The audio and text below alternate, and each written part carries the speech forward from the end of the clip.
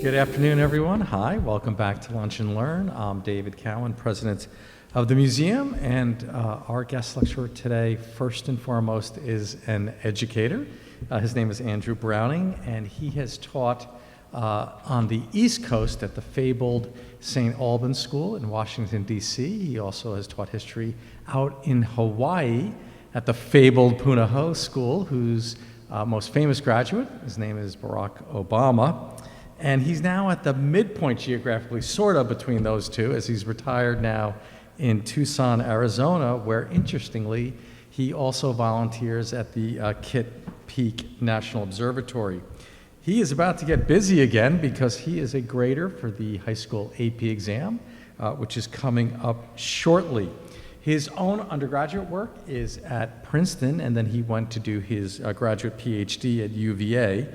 He's published articles on some of the more obscure founding fathers, but important to us is he will be publishing this spring in our magazine, Financial History, so we're definitely looking forward to that. His next book project is about the education of the framers of the Constitution, which I find interesting. A little over 100 years or so, Charles Beard wrote that groundbreaking book about the economic origins of the Constitution, and then everybody else has got their interpretation since, but I've never read one about the educations of the framers of the Constitution, so we're looking forward to that. But today we're going to turn the clock back some 200 years, very timely, from the Panic of 1819, a very difficult time in this nation's history. The book is The Panic of 1819, the first Great Depression. Now, our board chair, Professor Richard Sylla, as you know, is one of the most preeminent scholars in finance, and in particularly early American finance, and he has tremendous high praise for the scholarship in this book, as does Jim Grant, if you read his review that was out recently. And they're not the only ones, because this book is currently up for the McGill's Cundhill Prize in History. So pretty exciting. It will be on sale afterwards, after the remarks, and Andrew would be happy to sign it for you. It's my pleasure to introduce Andrew Browning.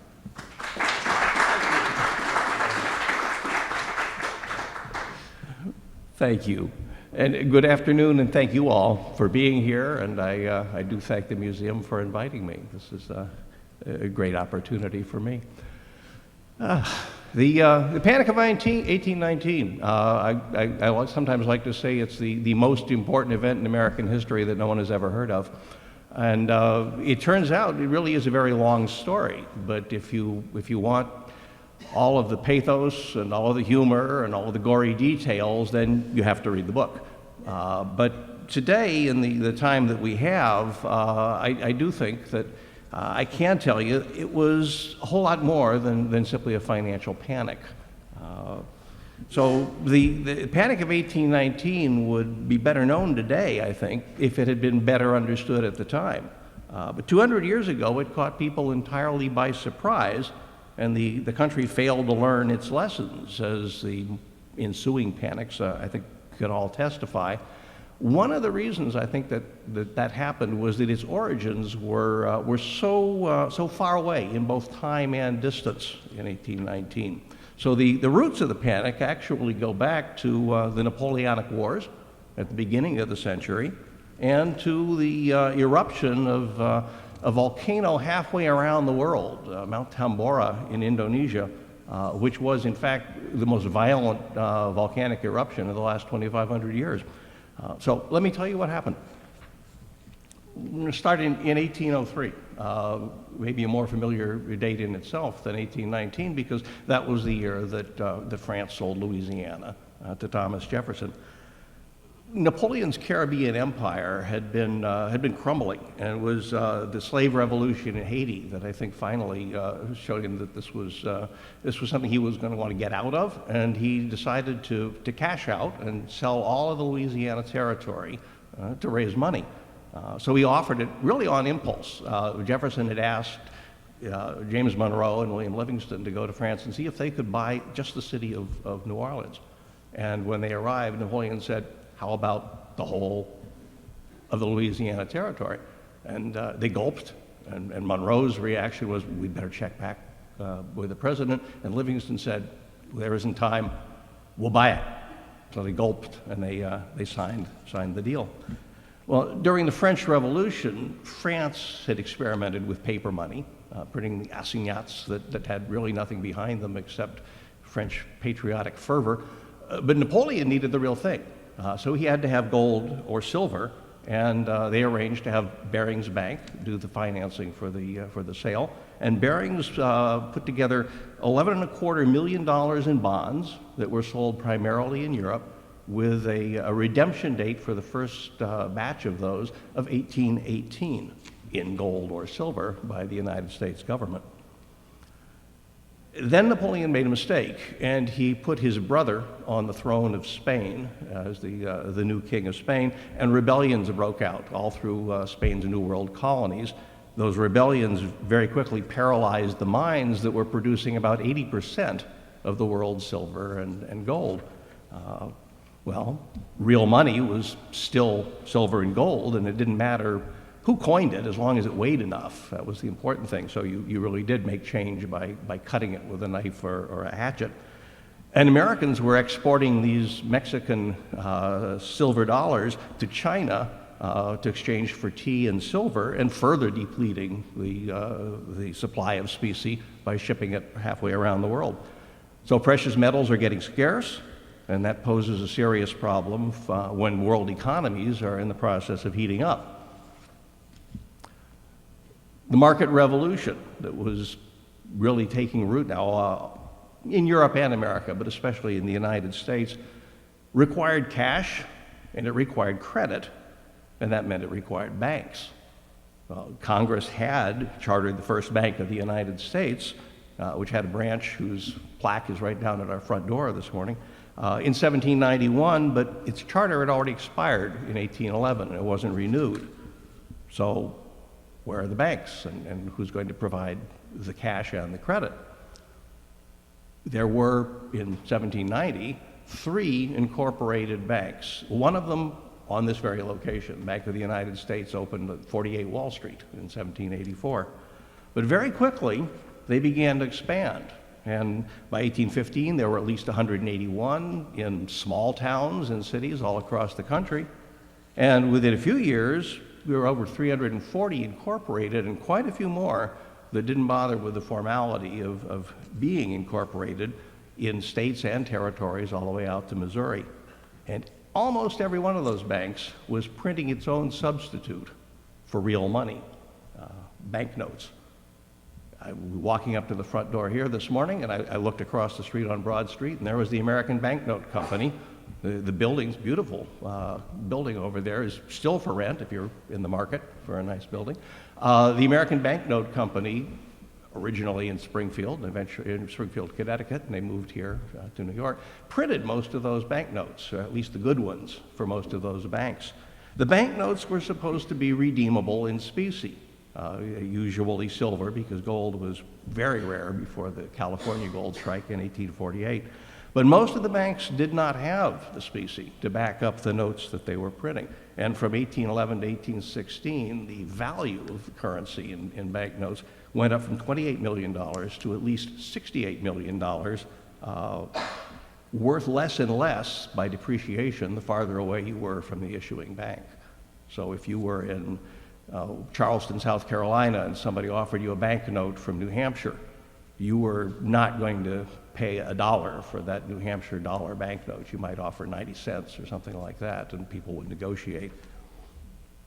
All right, Napoleon's wars with England going on since the end of the 18th century, but eventually they pulled in the United States as well. And now we're part of that, first with the embargo in 1807, and then with the War of 1812 itself.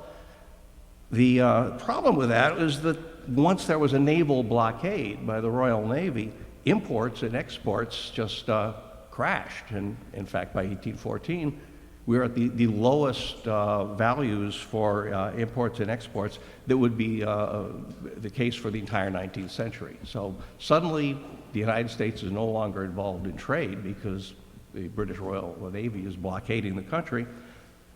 But that was not entirely a bad thing, because if there are no imported goods coming, Then American domestic industries have to quickly begin to grow. There were very few of them.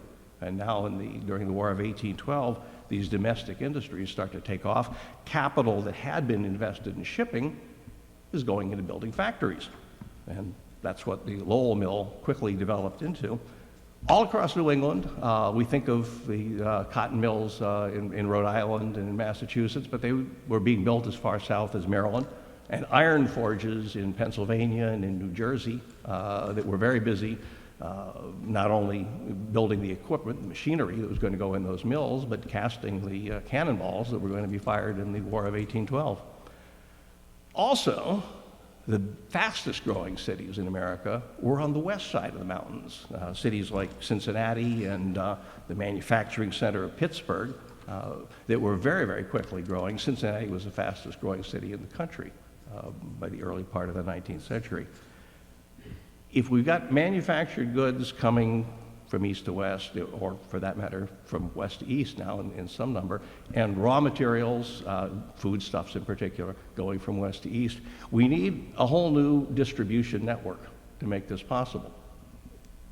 Obviously, canals and turnpikes. These were being built by limited liability joint stock corporations, and the biggest of the joint stock corporations were not the steamboat companies, but the banks.